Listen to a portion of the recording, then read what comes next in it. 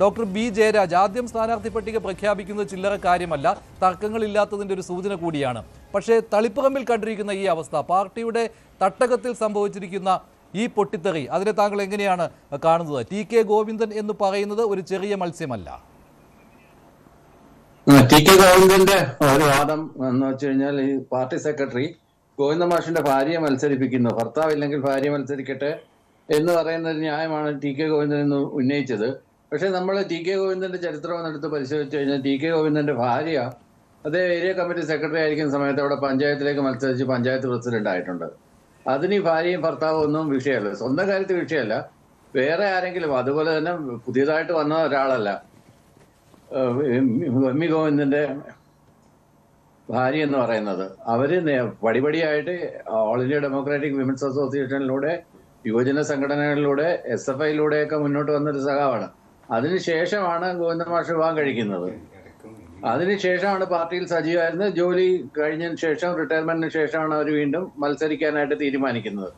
ആ ഒരു seat select ചെയ്തെന്ന് പറഞ്ഞിട്ടുള്ള അതേ ആരോപണമാണ് ഈ ഉന്നയിച്ചിരിക്കുന്നത്. അതുകൊണ്ട് ഈ ഒരു ആരോപണം മാത്രമല്ല ഉന്നയിച്ചിരിക്കുന്നത്, ഇപ്പോൾ പി കെ ശ്യാമളയെ കുറിച്ചുള്ള ആരോപണം മാത്രമല്ല അദ്ദേഹം ഉന്നയിച്ചിരിക്കുന്നത്. ശരിയാണ്, പി കെ ശ്യാമളയുടെ കാര്യത്തിൽ വ്യവസായി സാജന്റെ ആത്മഹത്യയുമായി ബന്ധപ്പെട്ട് നേരത്തെ തന്നെ ഉയർന്നു വന്നിരുന്ന കാര്യങ്ങൾ, അത് ശരിവെക്കുന്ന രീതിയിലുള്ള കാര്യങ്ങൾ, പാർട്ടിയുമായിട്ട് വളരെ അടുത്ത ബന്ധം പുലർത്തുന്ന ഒരാൾ എന്ന് മാത്രമല്ല അദ്ദേഹത്തെ വിശേഷിപ്പിക്കുന്നത്, പാർട്ടിയുടെ ഒരു കരുത്തായിരുന്നു കണ്ണൂർ ജില്ലയിൽ. അദ്ദേഹമാണ് വെളിയിൽ വന്ന് ഇത്തരം കാര്യങ്ങൾ പറയുന്നത്. നേരത്തെ പൊതുസമൂഹം ചർച്ച ചെയ്ത കാര്യങ്ങൾ അത് ശരിയാണെന്ന് അദ്ദേഹത്തിന്റെ നാവിൽ നിന്ന് പുറത്തു വരികയാണ്. സാജന്റെ ആത്മഹത്യയിലേക്ക് നയിച്ച സംഭവങ്ങളിൽ പി കെ ശ്യാമളയ്ക്ക് പങ്കുണ്ടായിരുന്നു എന്നുള്ള കാര്യം.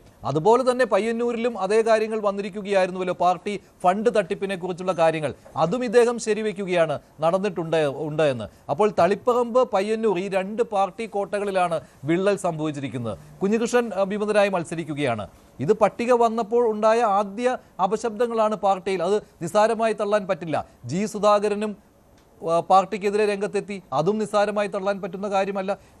ഇങ്ങനെയുള്ള വിമത ശബ്ദങ്ങൾ എല്ലാ കാലത്തും പാർട്ടിയെ ക്ഷീണിപ്പിച്ചിട്ടുണ്ട്, ഒരു ഇലക്ഷനിലെങ്കിലും. ഇതല്ലല്ലോ ഇപ്പൊ നമ്മൾ പ്രധാനമായിട്ട് ചർച്ച ചെയ്യുന്നത്. ഇത്തരം സ്പ്ലിന്റേഴ്സ് ഒക്കെ തീർച്ചയായിട്ടും എല്ലാ പാർട്ടികളിലും എല്ലാ സമയത്തും ഉണ്ടാവാറുണ്ട്. ഇതൊക്കെ നേരത്തെ ആന്റിസിപ്പേറ്റ് ചെയ്തിട്ടുള്ള പ്രശ്നങ്ങളായിരുന്നു. നേരത്തെ തന്നെ സുധാകരൻ പല രീതിയിലും കമന്റുകളിലൂടെ മറ്റുമൊക്കെ പ്രകടമാക്കിയതാണ്. അതുപോലെ തന്നെ അപ്പൊ അതിനെക്കുറിച്ചൊന്നും ഞാൻ പറയുന്നില്ല. ഇതിനകത്ത് പ്രധാനമായിട്ട് ഒരു സൈക്കോളജിക്കൽ എഡ്ജും അതുപോലെ തന്നെ ഒരു സോഷ്യോളജിക്കൽ എഡ്ജും ഉള്ള ഒരു സംഭവമാണ് ആദ്യം തന്നെ സ്ഥാനാർത്ഥി പട്ടിക, പൂർണ്ണമായ സ്ഥാനാർത്ഥി പട്ടിക പുറത്തിറക്കുക എന്നുള്ളത്. CPI സ്ഥാനാർത്ഥി പട്ടിക ഇറക്കിയ ഉടനെ തന്നെ ഇലക്ഷൻ കമ്മീഷന്റെ പത്രസമ്മേളനം കഴിഞ്ഞ ഉടനെ ഇന്നലെ നമ്മളെല്ലാം കണ്ടതാണ്, CPIയുടെ പട്ടിക ഇറങ്ങുന്നു. അത് കഴിഞ്ഞ ഉടനെ തന്നെ CPMന്റെ പട്ടിക ഇറങ്ങുന്നു. ഇന്ന് എന്താണ്ട് കംപ്ലീറ്റ് ആയിട്ടുള്ള പട്ടിക വന്നിട്ടുണ്ട്.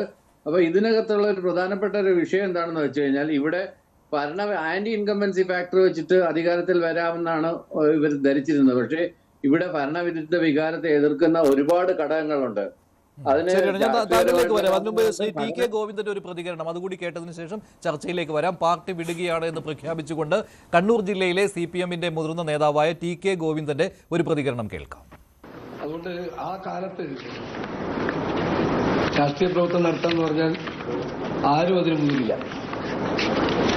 എന്നാൽ അപ്പോഴാണ് ഞാൻ KSYFന്റെ താലൂക്ക് സെക്രട്ടറി ആയിട്ട് പോയിരുന്നത്. അന്ന് മരിച്ചുപോയ CK നാരായണൻ കേട്ടിട്ട് CMB ആയി പിന്നീട് അയാൾ പോയി. ആ CK നാരായണ പ്രസിഡന്റ്, സെക്രട്ടറി ഞാൻ. പിന്നീട് Taliparamba area committee KKM Pariyaram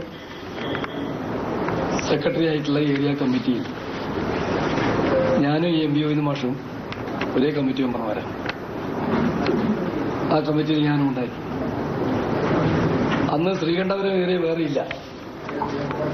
ഈ കൂട്ടുപുഴ പാലം മുതലിങ്ങ് ഇവരെല്ലാം എല്ലാം മലയോര മേഖലയെന്ന് ഈ തളിപ്പറമ്പ് ഏരിയ ഇല്ല. പിന്നീടാണ് ശ്രീകണ്ഠപുരം ഏരിയ രൂപീകരിച്ചത്. ശ്രീകണ്ഠപുരം ഏരിയ രൂപീകരിച്ചപ്പോ പാർട്ടിയിലെ പ്രവർത്തനത്തെക്കുറിച്ചാണ് ശ്രീ ടി കെ ഗോവിന്ദൻ പറഞ്ഞത്. ശ്രീ CK ഷാക്കിർ. കൂടുതൽ വാർത്തകൾക്ക് News 18 Keralam YouTube channel subscribe ചെയ്യുക.